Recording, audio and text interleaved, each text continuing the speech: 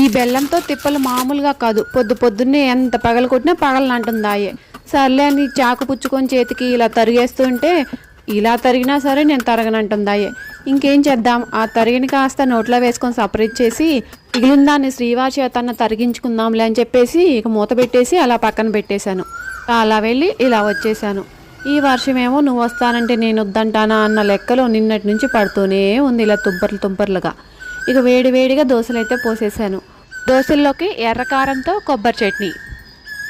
ఇక్కడైతే బియ్యం నానబెట్టేశాను, కొర్రలను కూడా నానబెట్టేశాను. ఇక ఉదయాన్నే మా వారు ఇవాళ ఒక స్పెషల్ ఐటెం చేశారు, రాగి జావలో స్పెషల్ ఏంటబ్బా అనుకుంటున్నారా? ఏంటేంటో చేసి ఇవాళ స్పెషల్గా చేశారండి. ఏం వేశారో చెప్పనా? రాగి జావలో సేమ్యాలు, సగ్గుబియ్యం, జీడిపప్పు ఇవి వేసేసి చిక్కగా కాచేశారు. అన్నట్లు బెల్లం కూడా వేశారండి. అందుకే చాలా స్వీట్గా ఉంది. అందులోనూ శ్రీవారు చేశారు కదా, స్వీట్గానే ఉంటుంది. దాన్నే నైవేద్యం